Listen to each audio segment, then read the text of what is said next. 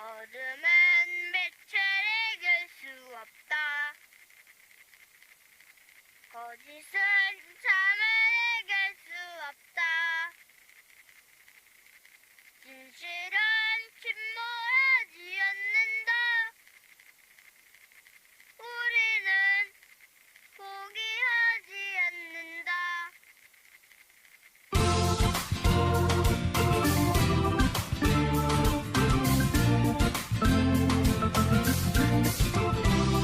어둠은 빛을 이길 수 없다. 거짓은 참을 이길 수 없다.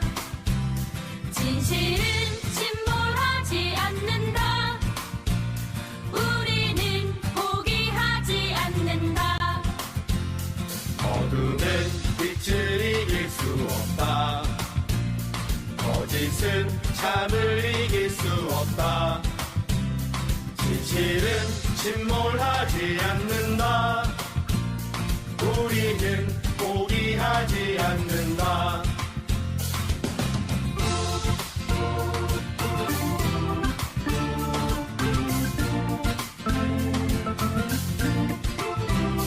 어둠은 빛을 이길 수 없다. 거짓은 참을 이길 수 없다. 진실은 침몰하지 않는다. 우리는 포기하지 않는다. 어둠은 빛을 이길 수 없다. 거짓은 참을 이길 수 없다. 진실은 침몰하지 않는다. 우리는 포기하지 않는다.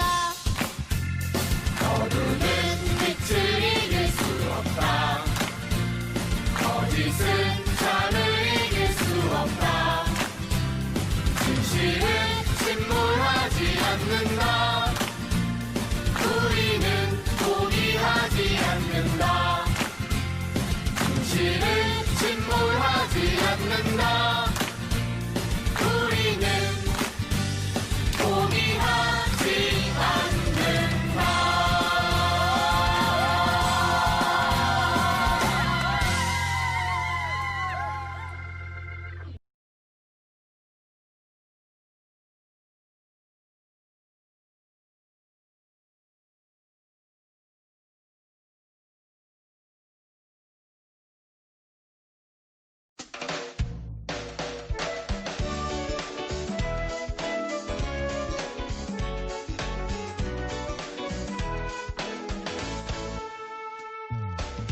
바이러스보다 먼저 가자. 우리들의 지혜여 사랑이여. 용기는 지금 의사, 격려는 간호사. 바이러스보다 먼저 가자. 두려움보다 먼저 가자. 고통에 기꺼이 손을 내밀자. 우리들의 용기는 평균 따위보다 강하다. 우리들의 격려는 혐오 따위보다 거룩하다. 그러니 내일보다 먼저 가자. 우리들의 희망을 형제이게 하자. 설령 그것이 내일이라 해도 현재로 저들을 물리치자.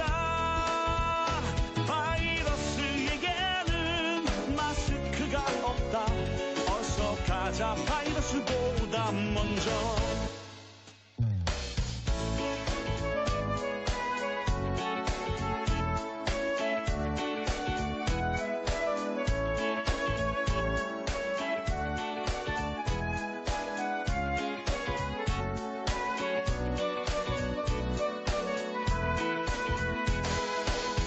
두려움보다 먼저 가자. 고통에 기꺼이 손을 내밀자.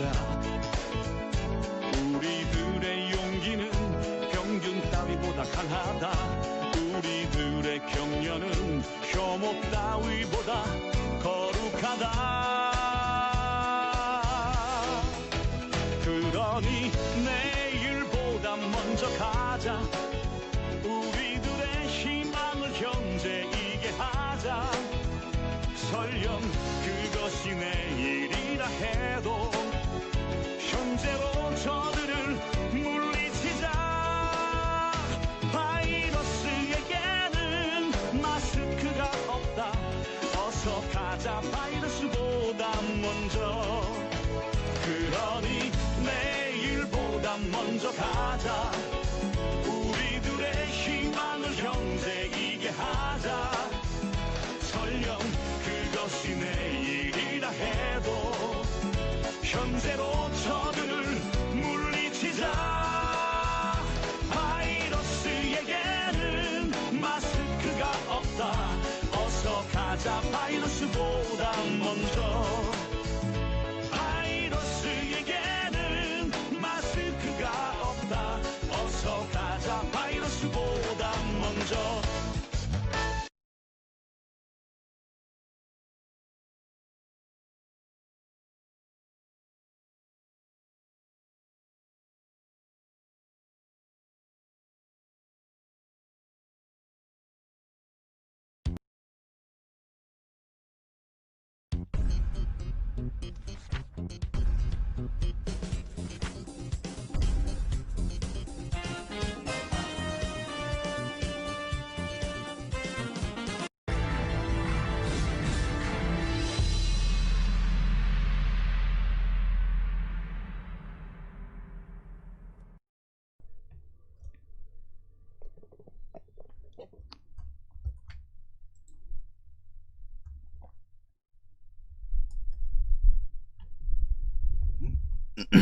네, 안녕하세요.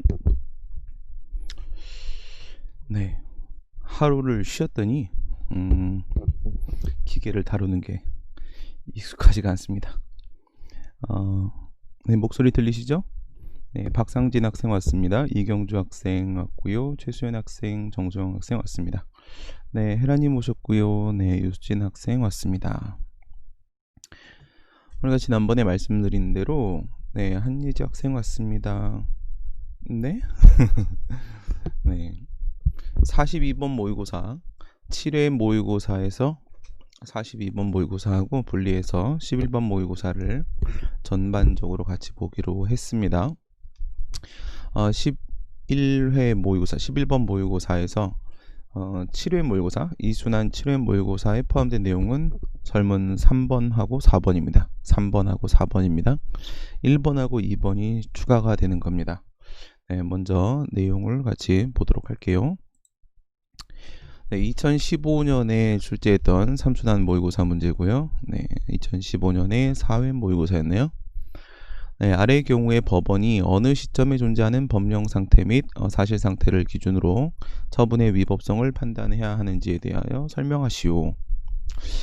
네, 법령 상태, 사실 상태. 그러면 법령 개정, 사정 변경이 있는 경우에 문제가 될 수가 있겠죠. 예, 보통의 경우에는 처분 이후에 법령 개정이나 사정 변경이 있는 경우가 되겠지만은 처분 이전에 법령 개정이나 사정 변경이 발생하는 경우도 있을 수 있을 겁니다. 먼저 우리가 위법성 판단 기준 시에 대한 표를 한번 확인을 해 보도록 하겠습니다. 취소 소송, 무효 확인 소송하고 부작위는 뒤에 있죠. 부작위는 따로 보겠습니다. 위법성 판단 기준 시 먼저요. 취소 소송하고 무효 확인 소송하고 둘 다입니다. 기준이 다르지 않습니다. 위법성을 판단을 한다라고 했고요. 네, 위법성을 판단을 한다는 것은 무효 확인 소송에서도 마찬가지다. 취소 소송에서는요, 처분이 위법인지만 보면 되는 것이죠. 위법이면 바로 취소 판결 나오는 거고, 아니면은 기각 판결이 나오게 될 겁니다. 그런데 무효 확인 소송 같은 경우에는 이런 문제는 아직까지 출제가 된 적이 없습니다. 무효 확인 소송에서는 그 처분이 무효인 경우에 인용 판결이 나오죠. 그런데 무효인지를 판단하려면 먼저 1단계에서 처분이 위법인지를 봐야 되고, 그 다음에 그것이 위법이라는 전제 하에서 2단계에서 그것이 무효인지를 보게 됩니다. 먼저는 60점이 넘었는지, 즉 위법인지를 보시고, 그 다음에 60점이 넘었다면, 60점이 넘었다고 해서 바로 인용 판결이 나오는 건 아니죠. 60점이 넘었다면 그 다음에는 무효에 해당하는지 80점이 넘었는지도 같이 확인을 해야 됩니다. 그러면 무효확인 소송에서 1단계 논의죠. 네, 박민호 학생 왔습니다. 1단계로서 60점이 넘었는지, 즉 처분이 위법인지에 대한 문제는 취소의 경우하고 전혀 다르지 않습니다. 취소는 위법성만 판단하는 거고, 무효확인 소송은 1단계, 2단계 나눠질 테고, 그 중에 1단계 부분이 취소하고 겹치고 그 부분에서 위법성 판단 기준시 논의가 나오게 되는 것이기 때문에 결국 이 위법성 판단 기준시에 대한 문제는 취소 소송하고 무효확인 소송하고 달라질 수 없습니다. 네, 무효확인 소송에서도 동일하게 논의된다는 점을 여러분들이 먼저 기억을 해주시기 바랍니다. 우리는 취소에 익숙합니다. 지금까지 모든 기출문제는 취소를 가지고 출제를 했었습니다. 하지만 위법성 판단 기준시는 무효확인 소송에서도 역시 마찬가지다. 이 위법성 판단 기준시 문제는 그 자체로서 고유한 논점으로 출제가 될 수도 있겠지만은 보통은 처분사유 추가 변경, 처추변이나 아니면 기속력, 시간적 범위 문제로 출제가 됩니다. 그렇게 되면은 무효확인 소송에서도 처추변과 기속력 문제가 생길 수 있고요.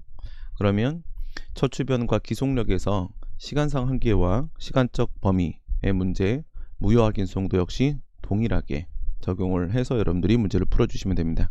그러니까 위법성 판단 기준시 전반적인 문제가 취소송하고 무효확인 소송이 다르지 않다는 겁니다. 무효확인 소송도 똑같이 생각을 해주시면 된다는 겁니다. 먼저 이 부분 짚고 넘어가도록 하겠습니다. 네, 그리고 왼쪽하고 오른쪽에 보시게 되면은 법령 개정 사정 변경, 법령이 개정돼서 법령 상태가 바뀌는 거고, 사정이 변경돼서 사실 상태가 바뀌게 되는 겁니다. 법령 개정 사정 변경 문제가 발생했을 때 그때 이제 논점으로 걸리게 된다. 그런데 우리가 익숙한 것은 이제 오른쪽에 볼딩 처리되어 있는 부분입니다. 처분 이후에 법령 개정 사정 변경이 있을 때죠. 여기에는 처분시설, 판결시설, 절충설과 같은 학설 대립이 있습니다. 일반론이 나오는 부분은 오른쪽입니다. 문학 판검이 나오는 부분은 오른쪽입니다.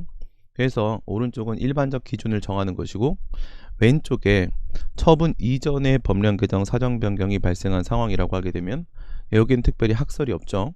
여기서는 일반 기준을 논의하는 것이 아니라 개별 기준을 논의하는 것이다 라고 말씀을 드렸어요. 그래서 여기에는 문학 판검이 나오는 것이 아니고 원칙과 예외, 원칙과 예외, 원칙과 예외 이렇게 들어갑니다. 원칙과 예외로 논의를 끌어가게 된다는 점, 요거를 기억을 해주시면 되겠죠. 네, 처분시설, 판결시설 뿐만 아니라 절충설 있고요. 절충설 여러분들이 써주시는 거 잊지 마시고요. 절충설을 잘 쓰면은 점수가 더 잘 나온다고 합니다.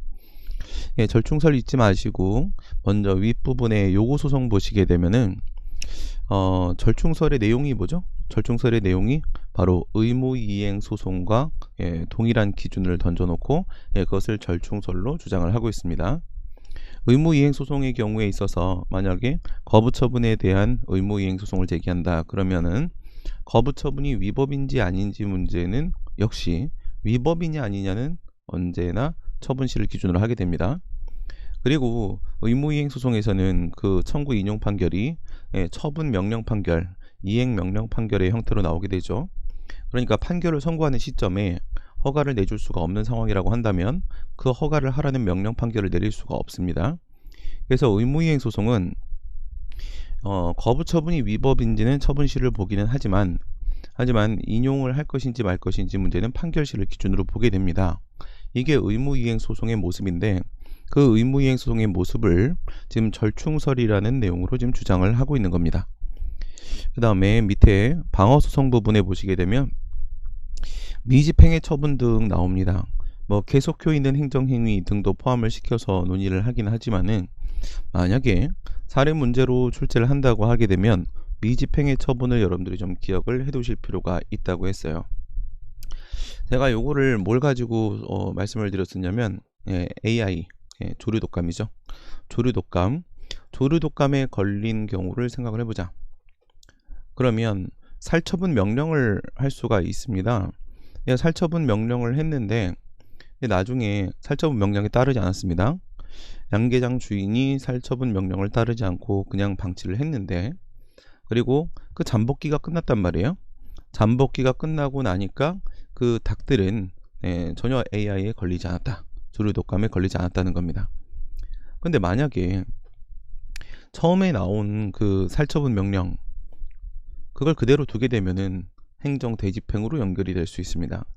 현재 시점에서 모든 닭들이 건강하다는 것이 확인이 되었음에도 불구하고 행정 대집행으로 이어져서 멀쩡한 닭들을 다 죽여야 되는 상황이 온다면 그것은 불합리한 결과를 초래할 수밖에 없겠죠.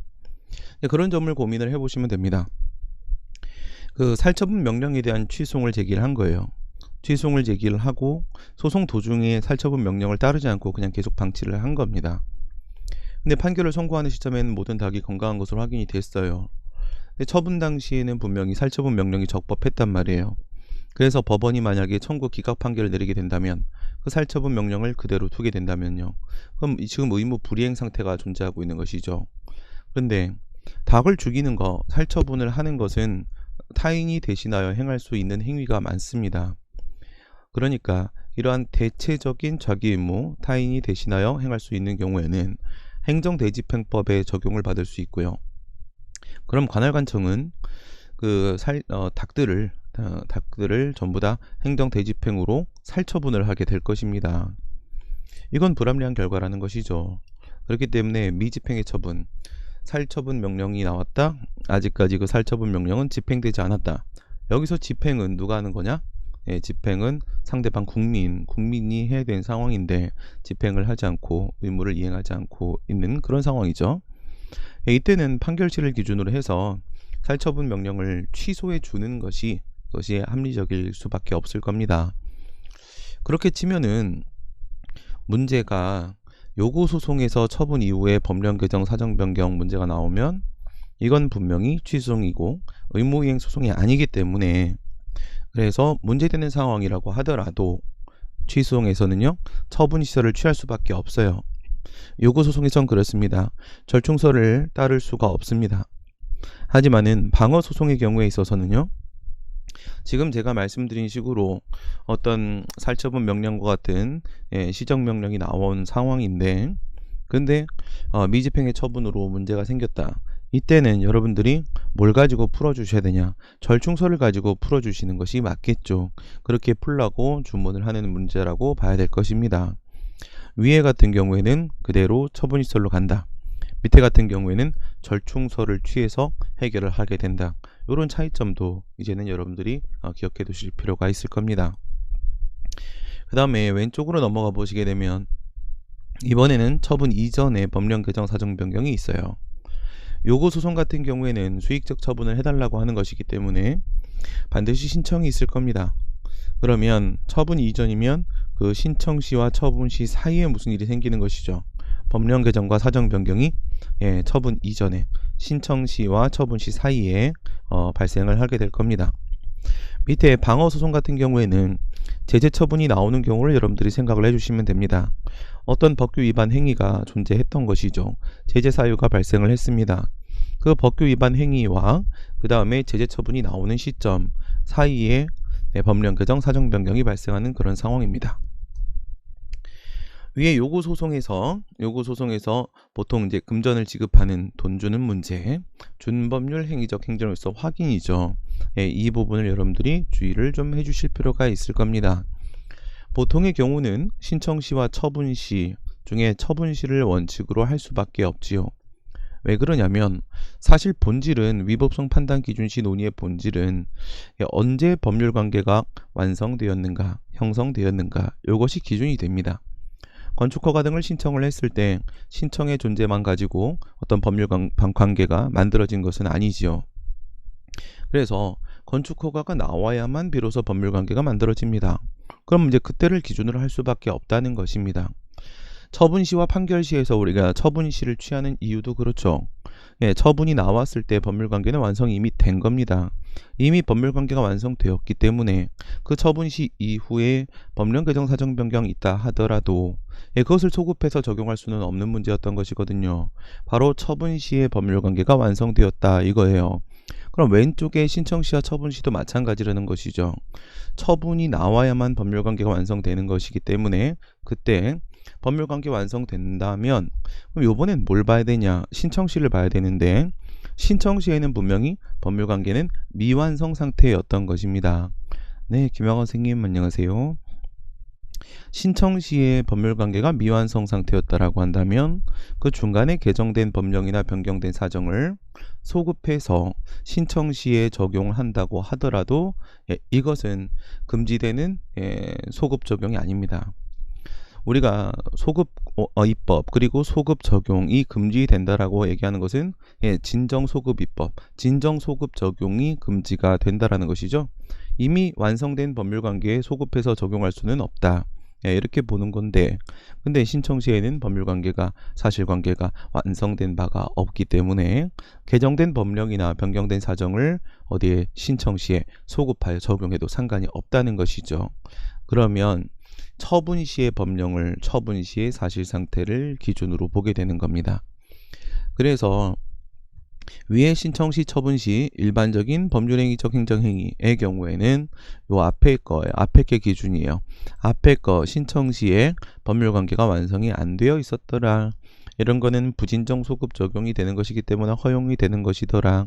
그러니까 처분 시에 있는 법령 상태와 사실 상태를 기준으로 본다. 그렇지만 예외가 존재할 수가 있는데요. 이 예외의 핵심 키워드가 뭐였죠? 정당한 이유 없이 처리를 지연한다, 이거였었죠. 정당한 이유 없이 처리를 지연하는 과정에서 신청 시하고 처분 시의 거리가 멀어지게 됐고 그 사이에 법령 개정과 사정 변경이 발생한 것이라고 한다면 그때는 신청 시의 법령과 사실 상태를 적용하는 것이 맞다. 왜? 정상적이었다라고 한다면 신청 시와 처분 시의 거리가 그렇게 멀지 않았을 것이고 정상적인 상황이라고 한다면 그것이 바로 처분 시의 법령이었을 것이기 때문에 그렇습니다. 그래서 정당한 이유 없이 처리를 지연하다가 법령 개정 사정 변경이 발생한 경우에는 예외적으로 신청 시가 적용될 수도 있다. 네, 이런 문제가 한번 출제가 됐던 적이 있는 것이죠. 네, 정당한 이유 없이 처리를 지연했던 사건. 우리 한번 눈으로 확인을 한번 해볼까요? 이게 맞죠? 네.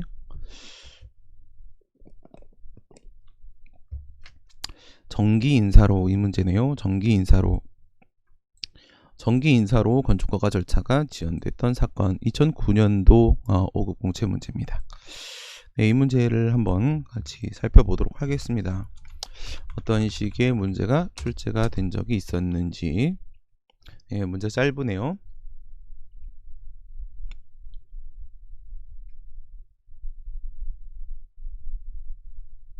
네, 어저께는 번개를 잘 했습니다.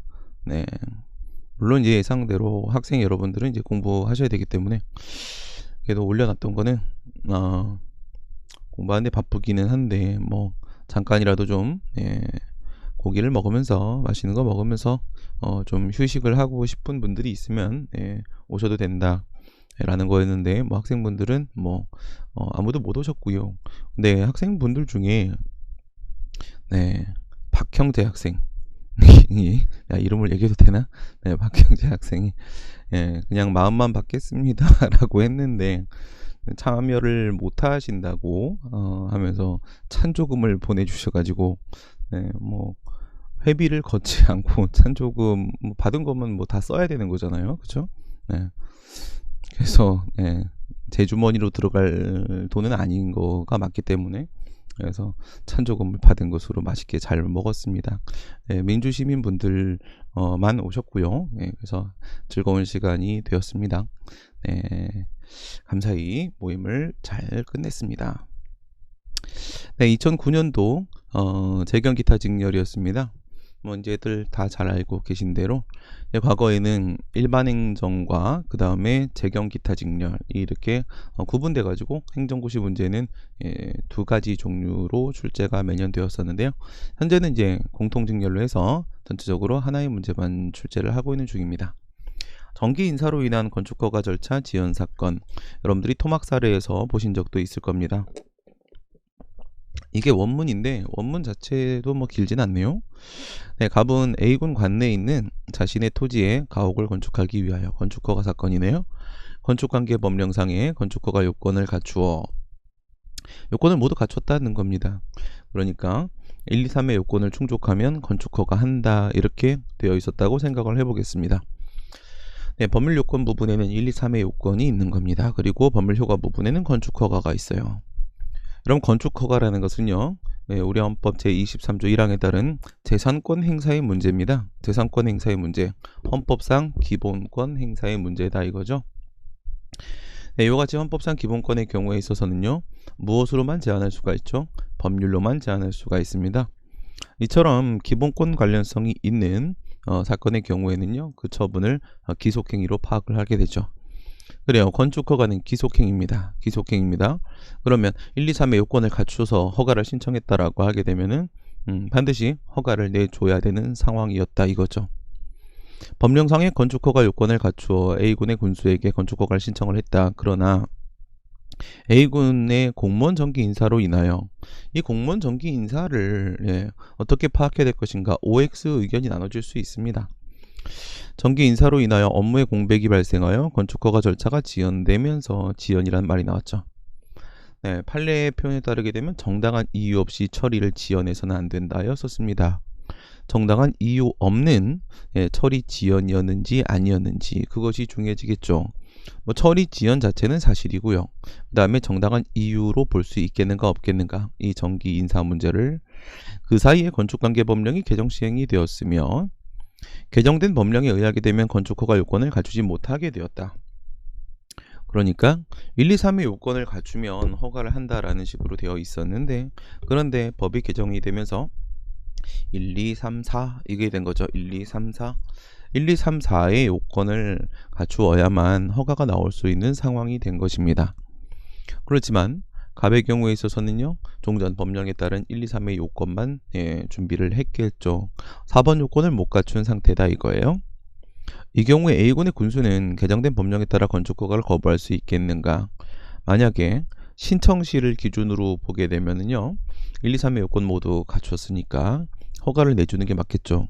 그런데 처분시를 기준으로 본다라고 하게 되면 4번 요건을 못 갖추고 있어요. 못 갖춘 허가 요건이 있기 때문에 거부를 하는 게 맞을 겁니다. 신청시를 기준으로 하면 허가를 내줘야 되고 처분시를 기준으로 하게 되면 거부를 해야 됩니다. 과연 거부를 할 수 있을까? 여기서 이제 처분시를 기준으로 하는 게 원칙이다. 다만 예외적으로 정당한 이유 없이 처리를 지연하는 사이에 법령 개정 사정 변경이 있는 경우라고 하게 되면 예외적으로 신청시가 적용될 수도 있다. 이렇게 여러분들이 설명을 해주고 나서 그리고 나서 여기서는 이 정기 인사로 인한 업무 공백 과연 이 문제가 정당한 이유 없는 처리 지연이었는지 아닌지를 나눠서 살펴주시면 됩니다. 네, 이 작가님 모셨습니다. 네, 뭐 안 할 거야 뭐 이렇게 뭐 하는데 어저께 번개 모임에서 들은 얘기에 따르면 이 작가님의 목소리가 상당히 교양 있는 목소리였다. 네, 뭐 이런 전언이 있었습니다. 네, 상당히 교양이 있는 목소리를 가지신 분이 이렇게 채팅은 참 교양이 없어요. 이럴 수가. 네, 그렇죠. 네, 근데 뭐 목소리도 교양이 있고 채팅까지 교양이 있으면 그러면 안 되죠. 인간미가 없죠. 네, 그래서 채팅은 교양 없게 해주시기 바랍니다. 일관된 교양 없음을 원합니다. 저도 워낙에 교양이 있는 사람이라서 말까지 예쁘게 하면 안 될 것 같아서 인간미가 없어요. 그래서 방송 중에 추임새를 많이 넣는데 이제 안 넣습니다. 네, 모임하지 말라고. 네, 시우를 데리고 오시지요. 네, 이제 추임새를 못 넣어요. 네, 추임새를 쌍욕을 해야지 저는 좀 이렇게 힘이 나는데 지금 최근에 추임새를 실수로나마 한두 번 한 방송들마저도 노딱이 안 풀립니다. 노딱이 풀어달라고 이의 제기를 해도 안 풀립니다. 와, 유튜브가 아주 냉정해지고 엄격해졌습니다. 말 한마디 실수하면은 노딱을 안 풀어줘요. 뭐 어쩌라는 거야? 이거 무슨 뭐 독재 정권도 아니고 검열하는 거야? 뭐야 이게? 네, 그래서 유튜브야 사랑해. 유튜브 난 널 너무 좋아해. 그렇죠. 그래서 지금 이게 정당한 이유 없는 처리 지연이었는지를 여러분들이 판단해 주시면 되는데 어느 쪽으로 판단하셔도 상관은 없어요. 왜냐하면 그 내용을 알고 있다는 건 이미 설명을 했으니까요. 그러니까 정기 인사 문제는요, 이렇게 볼 수도 있고 저렇게 볼 수도 있습니다. 근데 지금 정기 인사라는 자체만 가지고 정당한 이유가 있었는지 없었는지를 판단하기에는 좀 부족해요. 그래서 OX 나눠가지고 경우의 수 나눠가지고 풀어주시면 될 것 같고요. 그리고 뭐 이런 거 답안 쓸 때 이제 뭘 조심하셔야 된다라고 말씀을 드렸냐면은 엄연히 신청시와 처분시의 문제인데 이 문제는 여러분들이 보셨죠? 다시 표로 가보도록 하겠습니다. 표로 다시 가면 뭐 갑자기 광고가 떠. 노트 10이 만들어졌다. 노트 10이 나왔어 벌써? 나는 노트 8인데 노트 9 나왔을 때도 뭐 그러려니 했는데 10이 나왔나 보네요. 네, 이거를 물어본 건데 지금 방금 전에 2009년도 행정고시 문제는 이 왼쪽에 법률행위적 행정행위죠. 건축허가는요. 명령적 행정행위잖아요. 이거를 물어본 건데 근데 답 쓸 때 모두 써줘야 된다고? 이것도 써줘야 된다고. 오른쪽에 노트 5는 뭡니까? 486 컴퓨터입니까? 네, 486 컴퓨터를 가지고 이런 채팅을 해내다니 대단하십니다. 역시 교양 있는 목소리를 가지신 분다우십니다. 훌륭하십니다. 네, 이거를 질문한 것인데 그런데 요것도 검토해 줘야 된다. 먼저 1단계에서 처분시 판결시 얘기를 해주시고 그리고 나서 2단계에서 물어본 신청시 처분시 검토로 이렇게 넘어가셔야 된다고 했죠.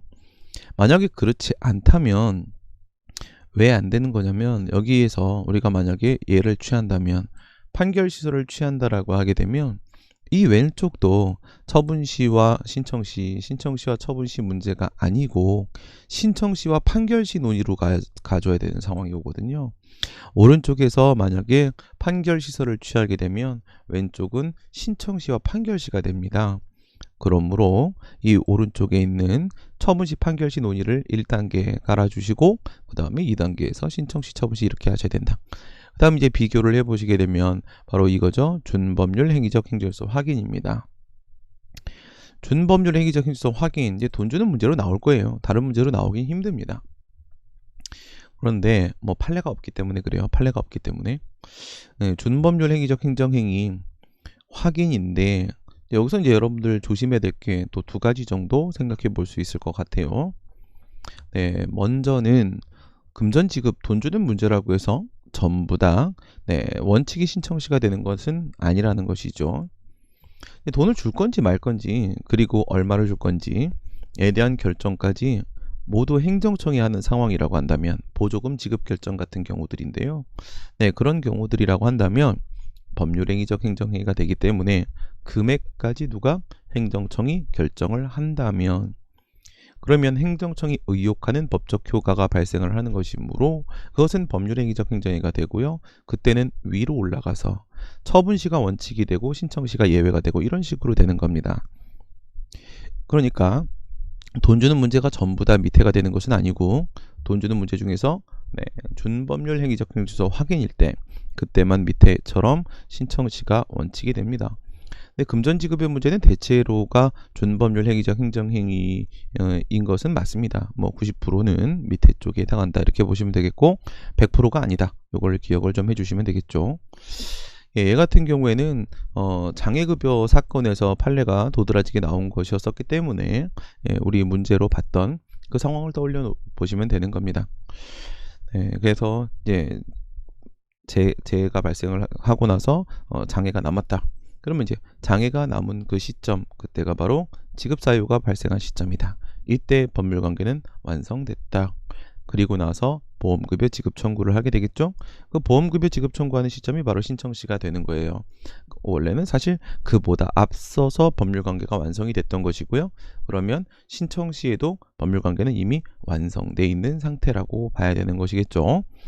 그러니까 이때는 이 신청 시점에 이미 법률관계가 완성이 된 거예요.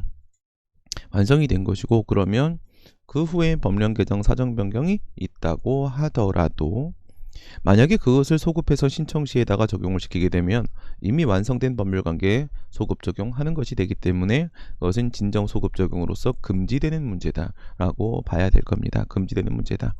그래서 원칙이 이제 신청시가 되는 것이고, 그 다음에 여기 이제 거꾸로 예외가 처분시가 돼줘야 되겠죠. 일반적인 정책 변경에 따라서 법령을 바꾸는 경우라고 한다면 그때는 뭐 그냥 신청시를 적용하는 것이 맞는 건데, 위헌 소지가 있어서 반성적 고려에 따라 법령을 개정하는 그런 상황이라면 그때는 예외적으로 처분시가 적용될 수도 있다라고 했습니다. 이 준법률 행위적 행정행위 부분, 오히려 우리는 이쪽에 출제 가능성이 더 높다고 봐야 되는 겁니다. 뭐 행시나 사시나 뭐 변시나 이런 문제라고 한다면 위쪽에 법률 행위적 행정행위 쪽으로 출제하는 것이 맞을 거예요.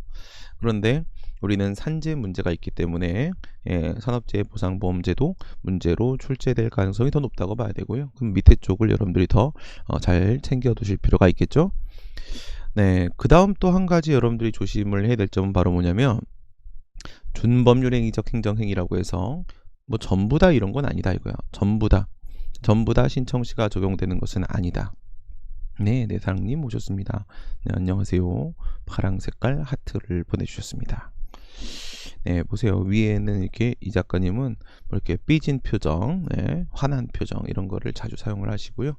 내상님 같은 경우는 이렇게 하트 뭐 이런 것들을 자주 사용을 이렇게 하고 있습니다. 뭐 그런 차이점이죠. 네, 채팅의 교양 뭐 이런 부분과 관련된 문제인 것 같습니다. 네, 행위시하고 처분시를 비교해 보면요, 내가 법규 위반 행위를 해가지고 잘못을 했죠. 이제 제재처분을 받는다. 요건 제가 뭘 가지고 설명을 드렸었냐면, 법제처. 왜 놉니까? 공부를 해야죠. 네, 공부를 해야죠. 안 놀 거야. 네. 이제는 공부를 해야 될 때가 됐습니다. 이제 나이가 50이 다 돼 가시면서 이제 공부해야죠. 그동안 안 했던 거. 네, 지금이라도 늦지 않았습니다. 아직 50년 더 살 수 있으니까 지금이라도 시작을 해 주실 것을 당부 말씀드리도록 하겠습니다. 우리 법제처에 나와 있는 예를 가지고 제가 설명을 드렸었는데요. 그게 제재 처분을 할 건지 말 건지, 그리고 한다면 얼마나 할 건지, 과징금 부과 사건이었었죠. 네, 과징금 부과 법령이 개정이 됐었는데요. 시행령 개정에 대한 문제로 되어 있었고, 뭐 원래는 과징금이 그러니까 행위시죠. 행위시 잘못했을 때 법규 위반 행위를 한 시점에는 과징금을 500만 원을 부과하도록 되어 있었는데, 근데 처분시 실제로 그 부과 처분을 하는 시점에는 법이 개정돼서 과징금 1000만 원을 부과하는 것으로 바뀌었다라고 생각을 해보시면은, 이때 500만 원을 부과하는 게 맞을까요? 1000만 원을 부과하는 게 맞을까요? 당연히 500만 원을 부과하는 것이 맞겠죠. 그쵸? 그래, 이 작가. 오빠가 공부하고 있으니까, 수업하고 있으니까 열심히 공부하도록 해. 그래, 그렇게 하자. 그래서 이거를 여러분들이 극단적인 상황으로 보시면 돼요. 극단적인 상황으로 생각해봐요. 만약에 이 법을 위반하면요, 원래 과징금이 1원이에요. 1원. 여러분 1원 있어요? 없어요? 1원 있죠? 네. 근데 법이 개정이 됐는데 똑같은 잘못을 범했을 때 과징금이 1000억으로 바뀌었어요. 1000억으로.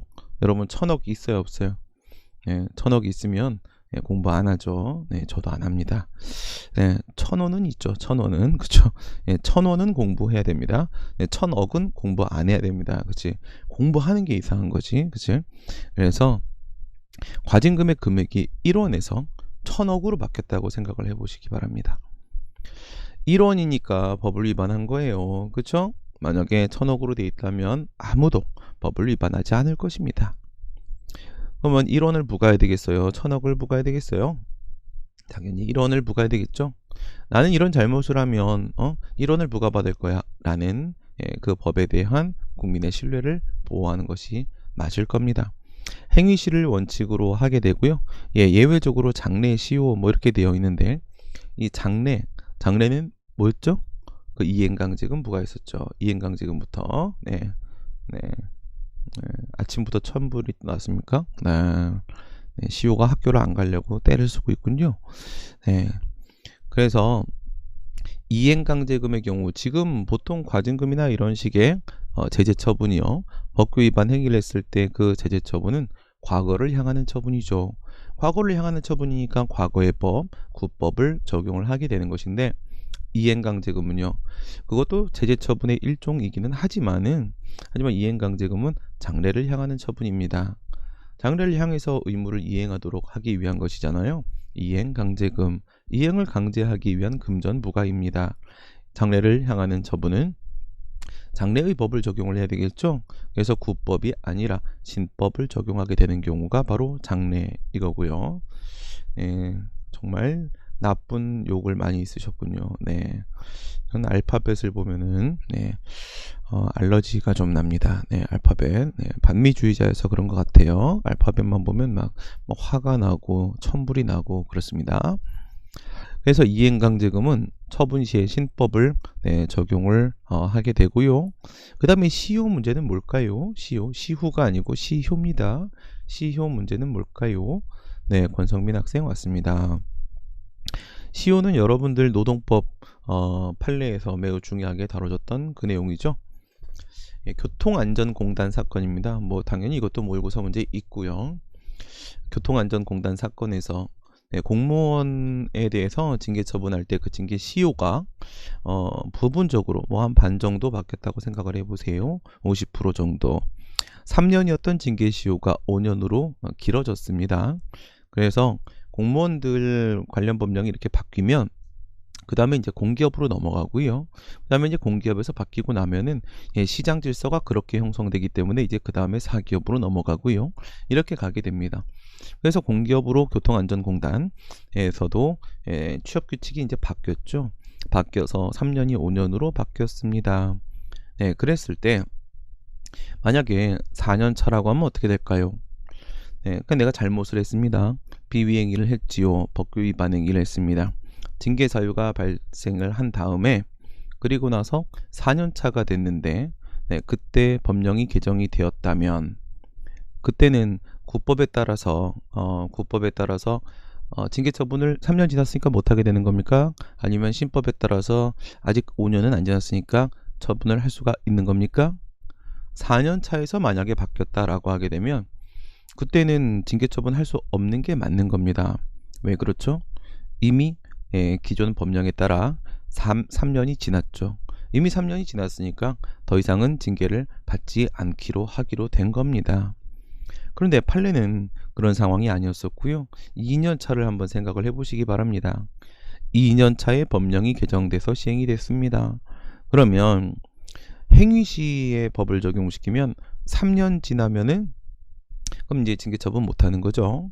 그런데 처분시 개정법령 신법에 따르게 되면 5년까지도 징계 처분을 할 수가 있는 거죠.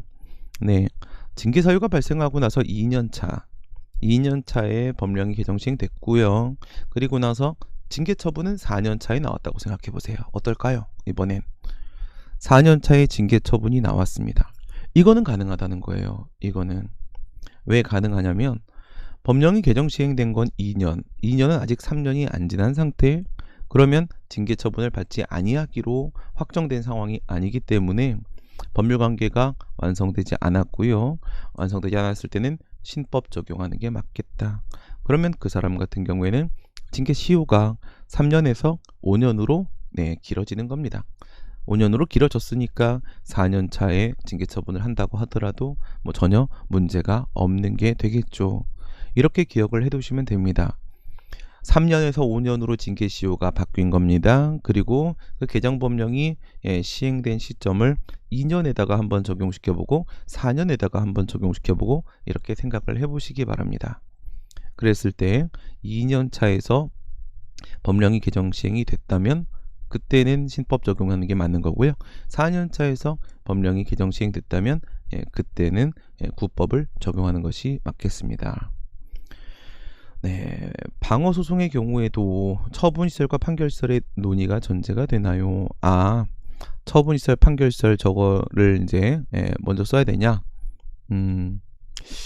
이거는 안 써도 됩니다. 안 써도 그냥 행위시, 처분시 이렇게 바로 들어가시면 됩니다.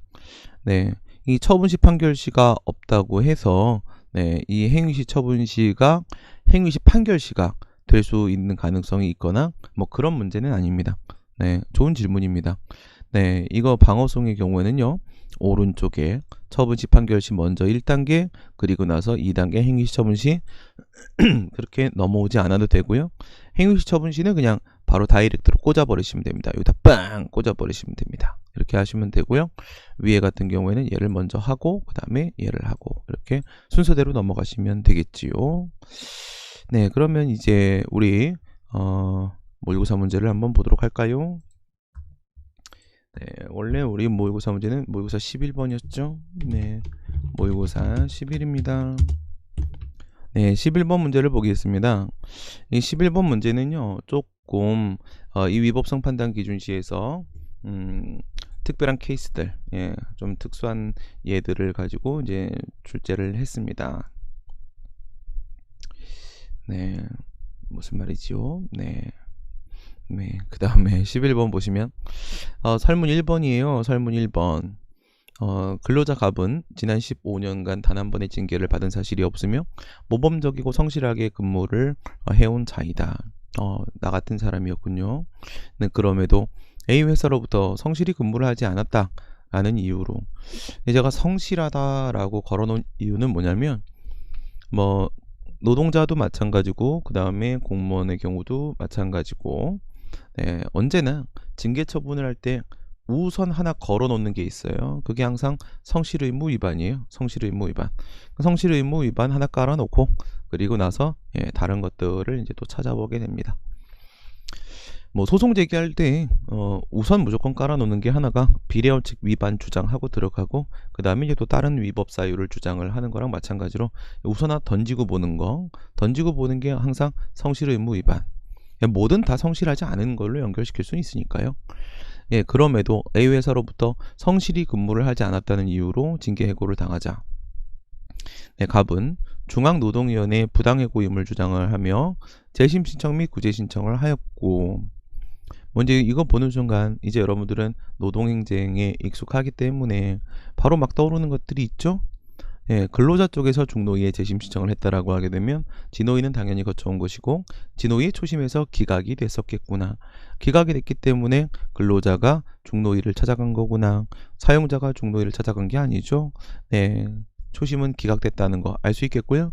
그 다음에 재심 신청을 하면서 구제 신청을 같이 했다라고 하고 있으니까 이것은 해고 처분을 받은 다음부터 아직까지 재심 신청할 때까지 3개월이 지나지 않았겠구나 라는 생각은 뭐 바로바로 할 수 있을 것 같습니다.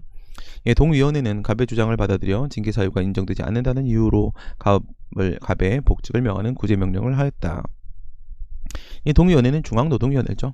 네, 중앙노동위원회가 기존의 거부처분, 초심에서의 기각결정, 거부처분을 취소하면서 또한 구제 신청에 반응해서 구제 명령도 같이 나간 그런 상황이네요. 예, 이에 A 회사는 동재심 판정 및 구제 명령에 불복하여 그 취소를 구하는 소송을 제기를 하였고, 재심 판정 및 구제 명령 이런 식의 표현을 문제 또는 판례에서 쓰기도 하고요. 그래서 이때 당시에 몇 년도입니까? 2015년도였나? 네, 이렇게 제가 표현을 했는데 네, 근데 이 표현을 계속 쓰다 보니까 조금 더 적절한 표현은 뭐였겠어요? 구제 명령을 내용으로 하는 재심 판정, 구제 명령을 내용으로 하는 재심 판정이라는 표현을 쓰는 게 조금 더 적절하겠죠? 네, 그렇게 생각이 들고요.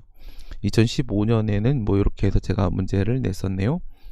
네, 근데 이런 경우에는요, 중노위가 이미 구제 명령을 내린 상황이고 어쨌든 재결주의 적용되니까 재심 판정에 대한 취소를 제기하게 될 텐데, 이때 지난번에 누가 질문을 하셔서 소독약을 한번 뿌린 적이 있었죠?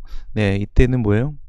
구제 명령의 취소를 구하는 겁니다. 이 소송에서는요, 구제 명령의 취소를 구하는 것이다.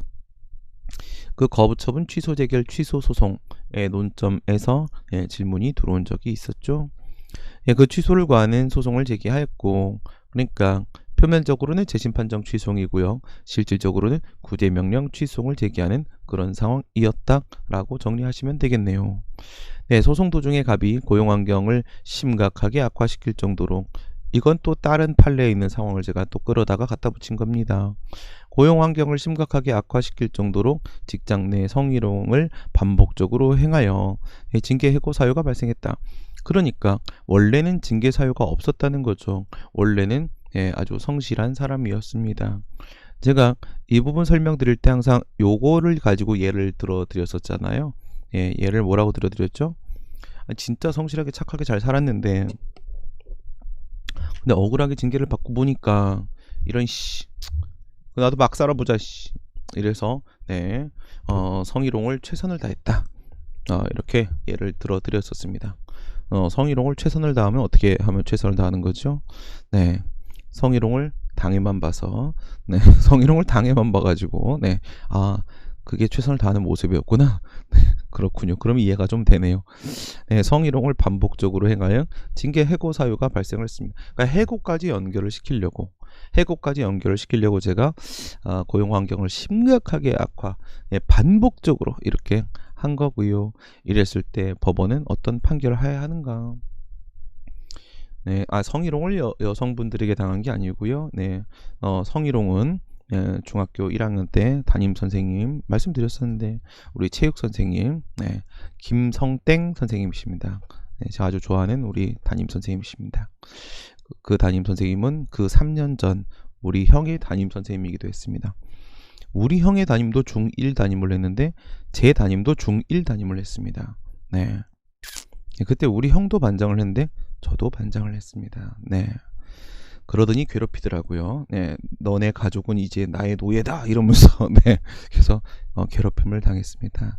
성희롱 아주 심각하게 당했습니다. 네, 여학생들이 지나가는데도 불구하고 아니 담임이 애도 아닌데 담임이 여학생들 지나가는데 복도에서 체육 선생님이라고 했잖아요.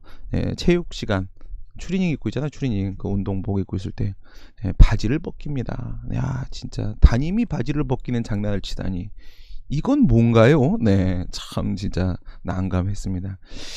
이 사람을 이걸 어떻게 해야 되나? 네, 깜짝 놀라고.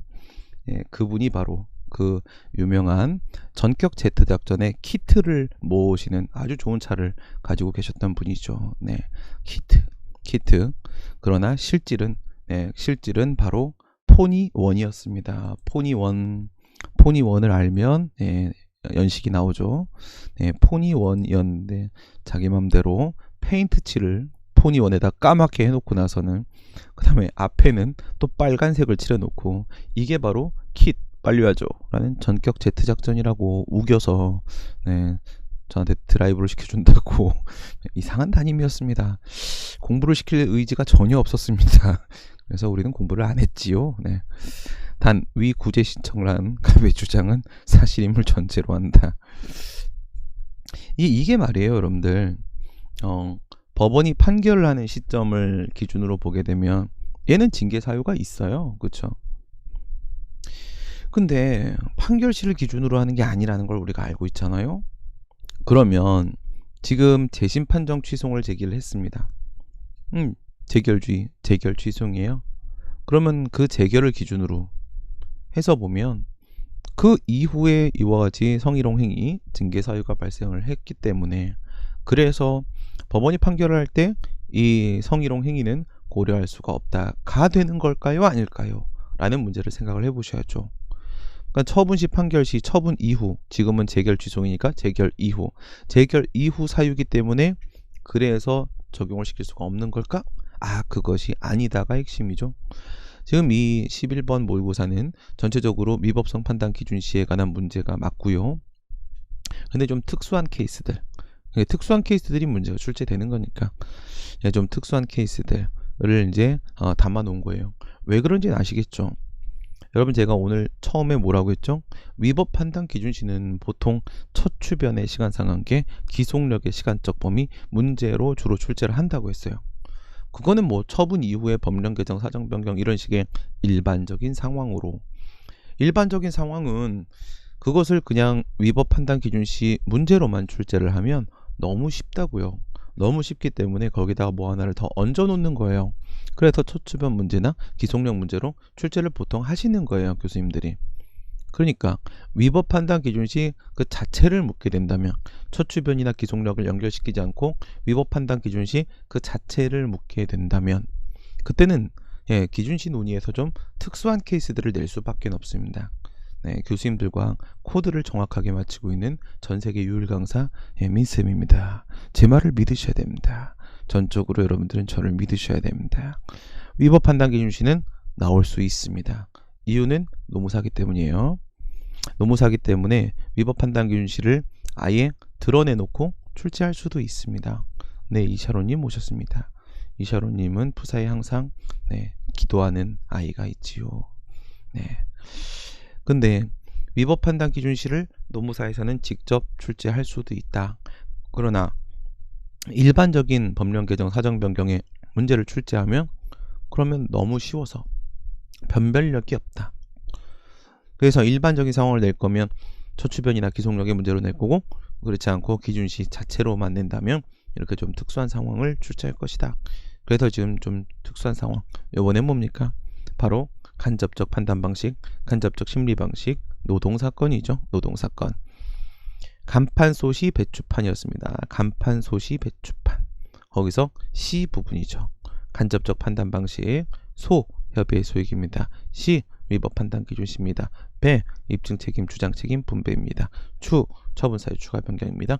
판 기판력입니다. 그 중에 시 부분이죠. 위법 판단 기준시. 그 다음 이제 두 번째 설문 2번. 설문 2번은 갑이 관할행정청에 노동조합 설립 신고를 하였으나 관할행정청은 계속하여 아무런 응답을 하지 않았고, 응답을 하지 않았어요. 부작의 문제네요. 이에 갑이 부작위 위법항의 소송을 제기하였으나 소송 도중에 을이 신고증의 교부를 거부했습니다. 그러니까 명시적인 거부 처분이 나온 것이죠. 소송 도중에 법원은 어떤 판결을 하여야 할 것인가, 이렇게 묻고 있는데요. 이 문제는 여러분들 우선 아무런 응답을 안 했으니까 부작위 문제라는 거는 알겠어요. 알겠는데 물론 이것도 위법 판단 기준시 문제는 맞아요. 위법 판단 기준시에 여기에 어떤 논점들이 있지요? 부작위 위법 확인 소송의 경우에 학설, 제소시설, 상당기간 경과시설, 판결시설 이렇게 있죠. 요 판결시설 요게 바로 통설 판례. 이렇게 될 겁니다. 통설 판례 판결시설이죠. 잘 알고 계실 테고요. 부작위 위법항의 소송은 절차적 심리밖에 하지 않기 때문에, 그래서 소송 도중에 지금처럼 거부 처분이 나와버리게 되면요, 각하될 수밖에 없기 때문에 결론이 나왔네. 각하 판결, 그죠? 각하될 수밖에 없기 때문에 판결을 선고하는 시점에 부작위가 있긴 있어야 될 거 아니겠어요. 거부 처분이 나와서 부작위가 아예 존재하지도 않는다고 하게 되면 그게 위법이라고 판단 내려서 뭐 하겠습니까? 그쵸? 응답이 중간에 나왔다면 이 부작위 위법항의 소송은 단순히 부작위가 위법임을 확인하고 응답을 유도하기 위한 것이니까 이미 목적 달성이잖아요. 거부라는 응답이 나왔다면 각하되겠죠. 근데 이제 여기서는요, 여러분들이 요 앞에 학설이 기억이 나실지 모르겠어요. 우리 책에도 이렇게 학설이 소개가 돼 있죠. 부작위 위법항의 소송의 위법 판단 기준시 문제는 많이 등장을 하지 않기 때문에 여러분들이 익숙하지 않을 수 있고요. 그래서 이 문제는 제소시설, 상당기간 경과시설, 판결시설 이렇게 학설이 있다는 사실 여러분들 좀 기억하시라고 출제를 하기도 했고요. 그 다음에 또 한 가지 좀 볼게요. 여러분 이런 걸 한번 생각을 해보세요. 노동조합법입니다. 노동조합법. 아까 저게 끝까지가 잘 안 보이는구나. 너무 길어져 있었군요. 살짝 오른쪽. 노동조합법에 보시게 되면요, 12조를 봐야 되겠죠. 12조 1항을 보겠습니다. 12조는 너무 중요해요. 노조법에서 제일 중요한 것 중에 하나가 12조예요.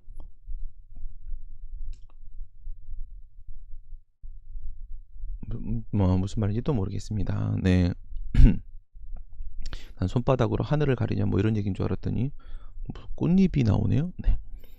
노동조합법 제12조 보시면 신고증의 교부. 신고증 교부하는 게 바로 뭐야? 수리처분하는 것이죠.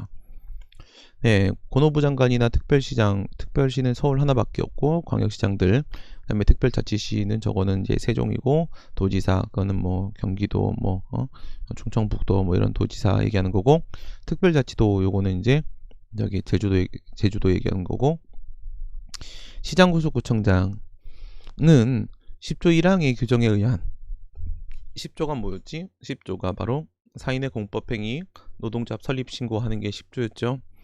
설립신고서를 접수한 때에는 이때가 뭐예요? 이때가 신청시지 뭐, 그쵸? 2항 전담 및 사망의 경우를 제외하고는 3일 이내에 신고증을 교부해야 된다라고 돼 있어요. 3일 이내 신고증을 교부를 해야 된다. 우리 지난 시간까지 정교조 얘기를 했는데 이번 공개변론에서 그런 말을 했어요.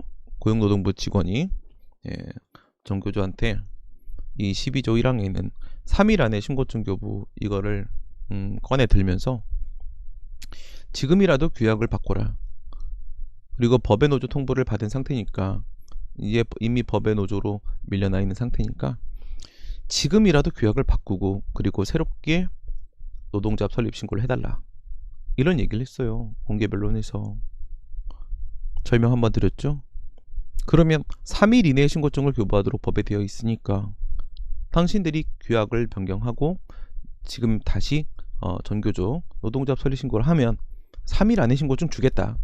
그렇게 해달라. 네, 이런 식으로 얘기를 했다고 전해지고 있습니다.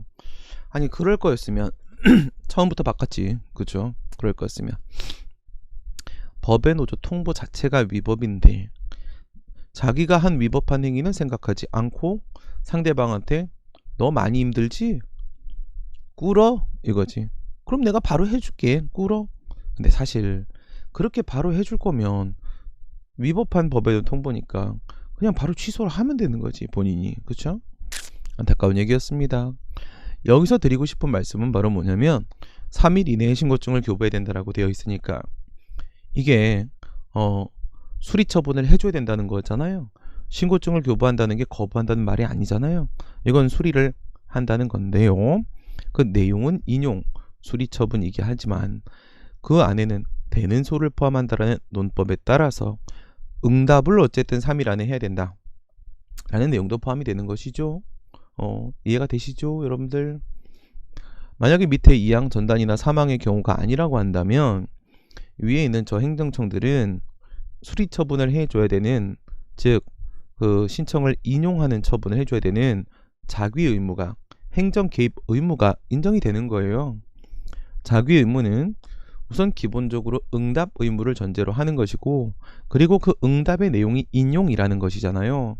되는 소를 포함한다라는 논법에 따라 이렇게 자귀 의무가 인정이 된다는 것은 응답 의무 인정된다. 그리고 그 응답 기간이 3일이라는 것이 되는 거예요. 그러니까 여기서는요, 처리 기간이 3일입니다. 처리 기간이 3일입니다. 오케이. 정보공개법 같은 경우에 공공기관의 정보 공개에 관한 법률, 정보공개법은 처리 기간이 법정 기간으로 20일이었었잖아요. 여기는 법정 기간으로 그것이 3일입니다.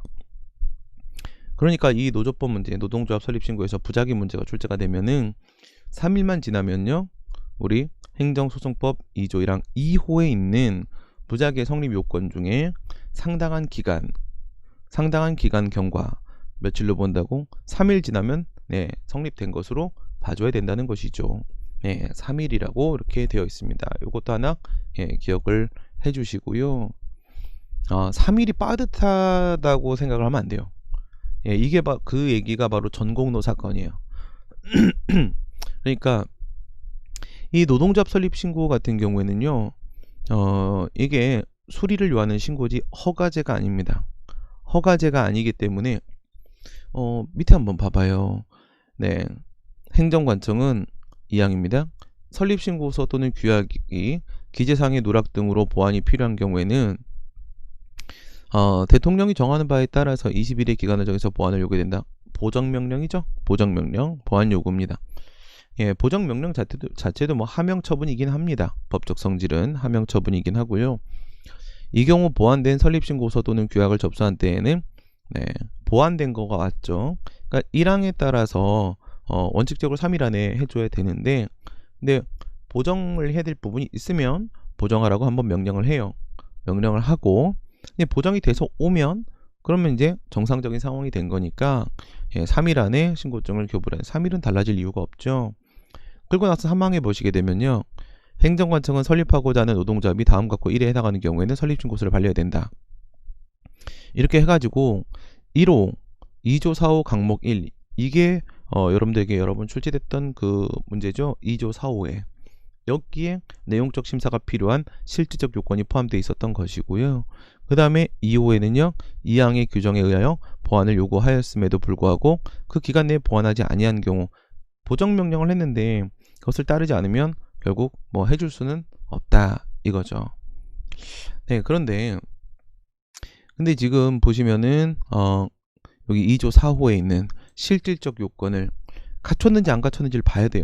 보정명령이야. 갖고 오라는 거 갖고 오고 기재사항 채워 넣으라는 거 채워 넣는지 그것만 보면 되기 때문에 이건 특별히 문제가 없어요. 근데 주로 정치 운동을 하는 단체인지 근로자가 아닌 자가 가입이 되어 있는지 등의 2조 4호의 신고 요건을 갖췄는지를 봐야 되거든요. 근데 이거를 볼 때 있잖아요. 이게 허가제가 아니기 때문에 이건 완화된 허가제이기 때문에 일반적 허가제가 아니기 때문에 이 행정청은요. 위에 있는 이 수리처분 신고증 교부라는 수리처분을 함에 있어서 실제로 그 노동조합이 주로 정치운동을 하는 그런 단체인지 아닌지 막 따라다녀 보고 데모 몇 번 하는지 막 확인하고 그러면 안 됩니다. 그러면 안 돼요. 뭐는 할 수가 없다고 했죠? 실질적 요건에 대한 심사를 하기는 하는데 그런데 형식적 심사밖에는 못하지 실질적 심사를 할 수는 없어서 그래서 뭐예요? 제출된 규약과 설립신고서 그 서면만 가지고 판단을 내려야 되는 것이라고요.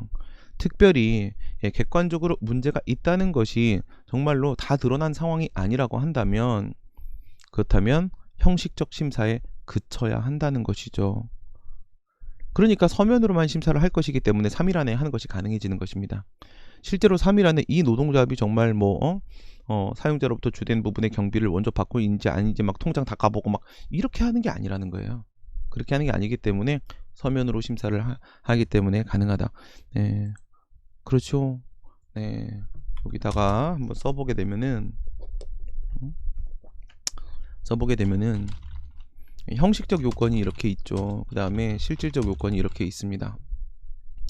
네, 형식적 요건 같은 경우에는 얘는 당연히 형식적 심사밖에 못해요. 심사밖에 못합니다.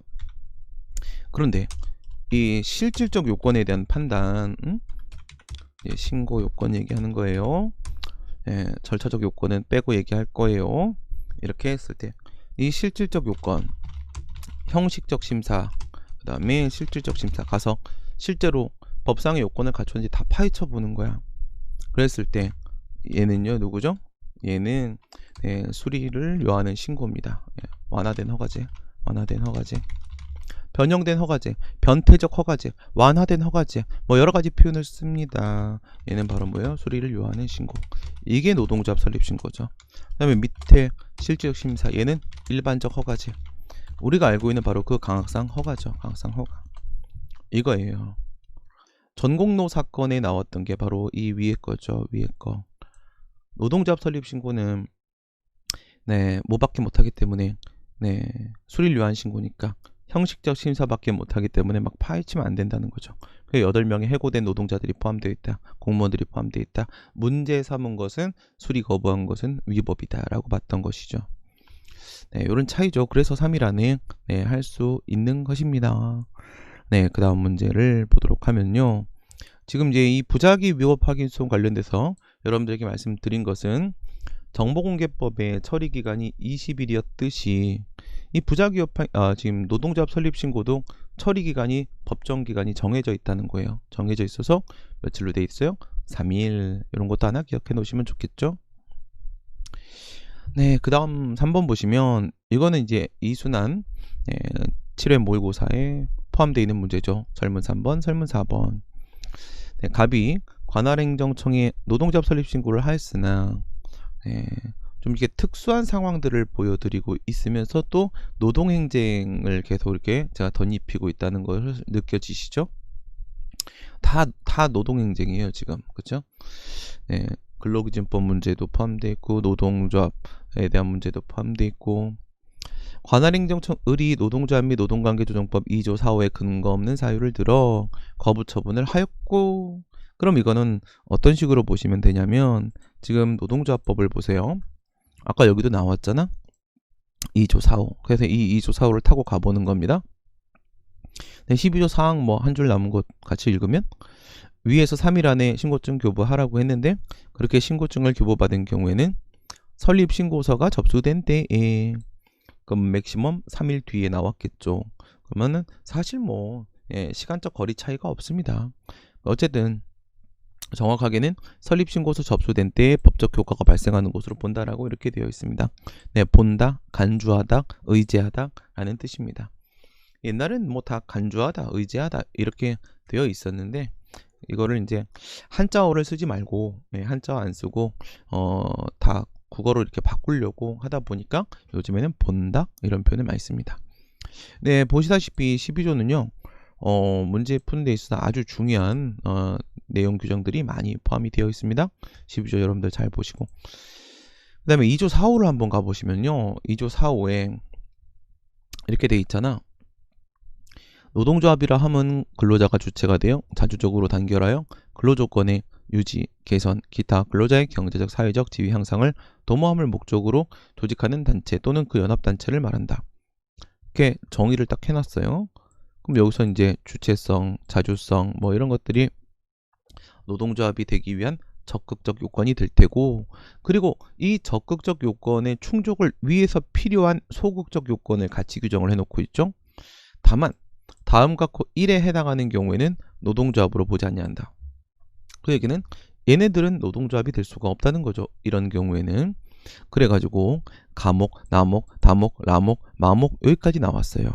마목 이게 우리 문제로 출제됐던 주로 정치운동을 하는 경우 쪽에 해당하네요. 그러면 이제 뭘 떠올리시면 되냐면 바목이에요. 바목. 그러니까 여기에 가나다라 마에 없는 내용, 가나다라 마에 없는 네, 바를 근거로 거부했다라고 생각하시면 됩니다.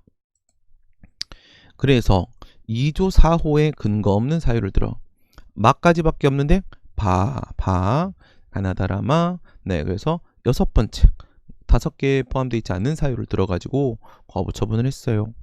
이에 갑이 거부 처분 취소를 제기하였으나 소송 도중에 관계법령 개정돼서 위 설립 신고를 거부할 수 있는 근거가 마련된 경우 뭐가 들어왔다는 얘기예요? 바가 새로 들어왔다는 얘기죠. 만약에 A라는 사유를 근거로 해서 거부를 했다고 쳐보세요. A라는 사유로 해서 야 너는 이렇기 때문에 노동조합이 될 수 없어. A 사유 때문에 그래. 이렇게 거부를 했습니다. 거부를 했는데 그 A 사유는 노동조합법 2조 4호에 없는 내용이더라 이거예요. 그럼 법에 근거도 없는 내용을 가지고 거부하면 거부는 당연히 위법이죠. 그렇죠?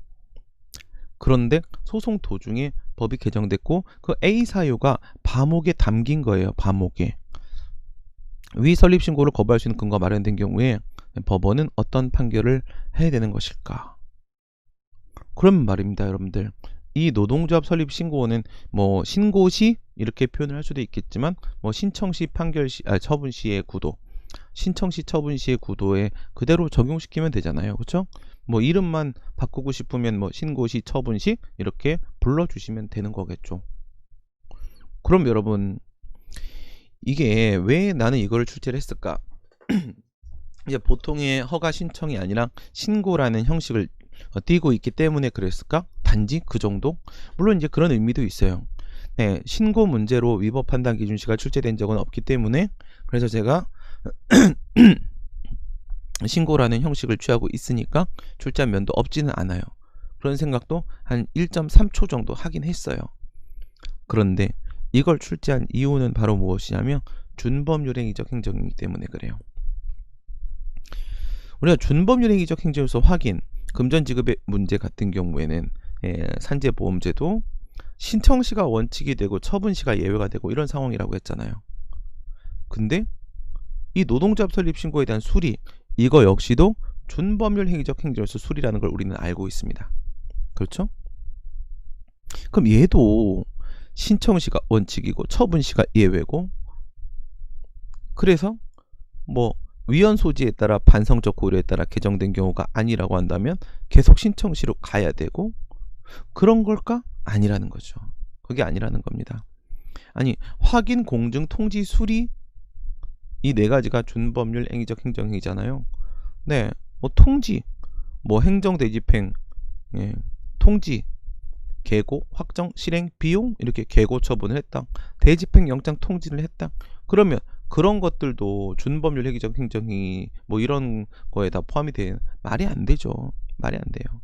바로 뭐냐면 그래서 아직까지 밝혀진 것들로 보면 준법률 획일적 행정위 중에 확인 쪽이야. 확인 쪽. 네. 그 중에서 금전지급 문제. 네. 이쪽으로 여러분들이 좁혀가지고 생각을 하시는 게 맞을 것 같습니다. 보험급여 지급에 대한 문제만 있는 건 아니잖아요. 민주화운동 관련자 보상금 지급이라거나 이런 것들도 역시 마찬가지. 이것도 준법률 행위적 행정으로서 네, 확인 금전지급 문제에 해당하잖아요. 그거 말고도 특수 임무 수행자 보상금 지급에 대한 문제라거나 아니면 퇴직한 공무원에 대한 연금 지급의 문제라거나 예, 또는 지난번에 봤던 명예퇴직 법관, 예, 퇴직한 법관에 대한 법원행정처장의 네, 그 퇴직 수당 지급의 문제라거나 이런 것들이 바로 그거 금전 지급의 문제고 준법률 행위적 행위소 확인이고 그것이 신청시가 원칙이 되는 케이스입니다. 얘는 뭡니까? 준법률 행위적 행정행위는 맞는데 확인도 아니고요. 얘는 수리잖아요. 수리. 확인 공증통지 수리의 수리이기 때문에 그래서 일반적인 경우와 마찬가지로 얘는 네, 신청시 처분시 중에 무엇을 적용한다? 처분시를 적용한다고요. 처분시를. 처분시를 적용하게 된다는 점. 그런데 네, 그다음은 설문 4번이군요. 설문 4번을 가보시게 되면은 갑이 방금 이 근거 없는 사유를 들어 이 문제는 2003년도 사법시험 문제하고 2012년도 해양경찰관부 시험에서 출제가 됐었고 여러분들과 함께 건축허가 신청 사건으로 봤었습니다. 경과규정도 포함이 되어 있었고요. 문제에서 네, 그런 내용을 봤었죠. 근데 이렇게 근거 없는 사유를 들어라는 것이 거기서는요. 기속력 문제로 출제가 됐었고 어떤 차이가 있었죠? 보통은 네, 시간적 범위를 벗어나서 네, 법령 개정된 법령을 적용하게 되면 그럼 객관적 범위도 같이 벗어나게 돼서 기사동도 깨지는 상황이지만 하지만 법률 유보원칙 위반 근거 없는 사유를 들어 이런 상황에서는 시간적 범위를 벗어나는 상황이라고 하더라도 그때 그 사유를 또 들어서 거부하는 것이기 때문에 요거는 기사동이 깨지지는 않는다. 객관적 범위를 벗어나는 것은 아니다. 네, 요런 특징적인 걸 2003년도 사법시험 문제를 통해서 여러분들과 한번 봤었는데요. 지금도 법률 요구원칙 위반 문제가 맞습니다. 근거 없는 사유를 들어. 네, 지금은 기속력에다가 담아서 출제를 제가 한 게 아니고 네, 위법성 판단 기준시 자체만 물으려고 제 질문 방식이 뭐예요? 법원은 어떤 판결을 내려야 될 것인가? 이렇게 질문한 거예요. 고유한 논점으로 위법 판단 기준시 그 자체를 물어보려고. 법률 유보 쪽에도 이런 위법 판단 기준시 문제는 당연히 생길 수 있는 거지요. 그렇죠? 네, 설문 4번 볼게요. 갑이 노동조합 및 노동관계조정법상의 모든 요건을 갖추어. 예, 모든 요건을 갖췄다는 것은 노동조합이 되기 위한 앞에서 본 2조 4호의 적극적 요건은 물론이거니와 소극적 요건에 해당하지 않았다라는 얘기죠. 네, 모두 갖췄습니다.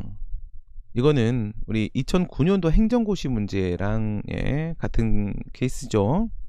갖추어서 관할행정청에 노동조합 설립 신고를 하였으나 관할행정청 을이 고의적으로 처리를 늦추어 설립 절차가 지연되면서 그 사이에 관계법령이 개정되어 위 설립 신고를 거부할 수 있는 근거가 마련되자 을이 이를 근거로 거부 처분을 하였고 이에 갑이 거부 처분 취소를 제기했다면 법원은 어떤 판결을 하여야 하는가? 네, 이렇게 질문을 했는데 여기서 여러분들이 이런 생각하시면 안 됩니다. 아니 3일 안에 신고증을 교부해야 된다며. 3일 안에 신고증을 교부해야 되는데 시간이 3일밖에 없는데 그 사이에 언제 법이 개정되고 선생님 이 문제 너무 개연성이 없어요. 이렇게 말도 안 되는 문제를 내시나요? 혼자 상상하고 싶은 거 문제 그렇게 막 내면 안 돼요. 나오지도 않을 걸 가지고 이건 그냥 우리를 괴롭히기 위한 거잖아요. 그런 게 아니지요. 3일 안에 신고증을 교부하라고 했지만 응답을 안 하고 처리를 지연했잖아요. 그쵸? 그리고 지금은 부작위 여파인 속 문제가 아닙니다. 그렇죠? 거부 처분 문제입니다. 응답을 지연을 하면서 3일에서 일주일, 15일, 한 달이 지연되고 있다라는 전제를 깔았잖아요. 그렇게 한 달이 지연되고 있는 상황이라면 중간에 충분히 법령 개정은 나올 수 있습니다. 네, 저는 그렇게 개연성 없는 문제, 네, 오직 뭐 그냥 출제 의미만 있는 그런 문제를 몰고서로 내지는 않습니다. 네, 그러면 얘는 뭐예요? 얘는 정당한 이유 없이 처리를 지연한다. 정당한 이유 없이 처리를 지연한다. 이 문제가 2009년도 행정고시 문제에서는요, 정기 인사로 업무 공백 발생 그랬잖아요. 근데 이걸 정확하게 방향을 잡아주려면 고의적으로 처리를 늦추어 예외를 인정시킬 때 보통 교수님들이 사용하는 방식입니다. 고의적으로 처리를 늦추다가 법령이 개정된 경우라고 한다면 이건 분명히 정당한 이유가 없는 거잖아요. 그렇죠? 정당한 이유가 없는 것이기 때문에 요거는 예외적 신청 시 적용이 가능한 상황입니다. 여기서 설문 3번과 4번을 여러분들이 연결해서 같이 공부를 하시면서 조심하셔야 될 게 바로 무엇이다. 얘는 준법률 행위적 행정행위지만 확인 아니고 수리이기 때문에 신청시 처분시에서 처분시를 원칙으로 보게 되고 처분시를 원칙으로 보게 되면 그러니까 일반적으로 정당한 이유 없이 처리를 지연하면 예외적 신청시가 적용될 수 있다라는 그 원리가 이 노동조합 설립신고에도 그대로 유효하다라는 거를 원칙이 처분시, 예외가 신청시, 그 정당한 이유 없는 처리 지연을 지금 준법률 행위적 행정행위 그리고 신고인 문제에다가 제가 녹여낸 겁니다. 또 이걸 만약에 여러분들이 바로 시험장에서 받으시면 뭐야 신청 아닌데 신고인데 준법률 행위적 행정이잖아 이거 어떡하지? 막 이러다가 시간을 낭비하게 되죠. 그래서 사전에 한번 고민을 해놓고 들어가시라고 이런 문제를 출제했던 거고요. 이 설문 3번과 4번이 바로 7회 모의고사 2문에 포함이 되어 있었던 것입니다. 네, 오늘 아침 출제 여기까지 하도록 하고요. 점심 번개 시간에 여러분과 이 11번 모의고사 문제에 대해서 지금 설명란에도요. 제가 사안 포섭 내용을 좀 담아놨는데요. 요 설명드린 걸 바탕으로 정리하고 조금 더 고민해야 될 부분이 좀 있어요. 좀 더 추가 설명드리고 그 다음에 그 설명란에 지금 담아놓은 내용 같이 확인하면서 11회 모의고사도 마치는 것으로 하도록 하겠습니다. 11회까지 한 다음에는 이제 우리는 기출문제로 다시 돌아가게 될 것입니다. 이따가 점심 번개 때 12시에 뵙도록 하겠습니다. 여러분 오늘 아침도 수고하셨습니다. 네, 안녕. 노래 듣고 가겠습니다.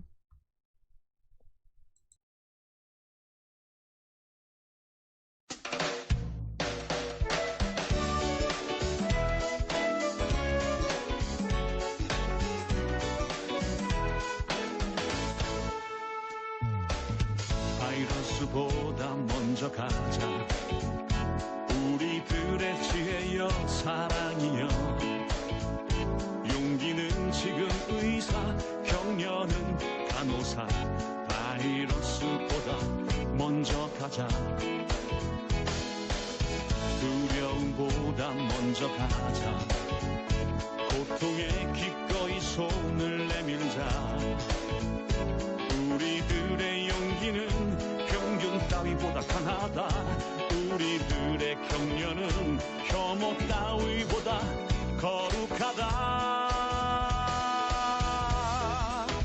그러니 내일보다 먼저 가자. 우리들의 희망을 형제이게 하자. 설령 그것이 내일이라 해도 현재로 저들을 물리치자. 바이러스에게는 마스크가 없다. 어서 가자. 바이러스보다 먼저.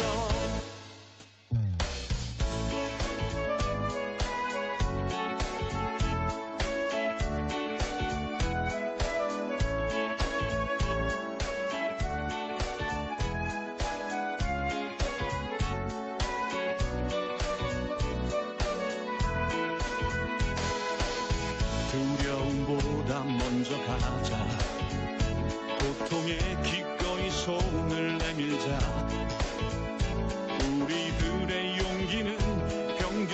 나보다 강하다.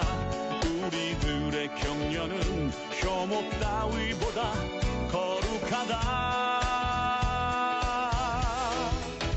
그러니 내일보다 먼저 가자. 우리들의 희망을 형제이게 하자.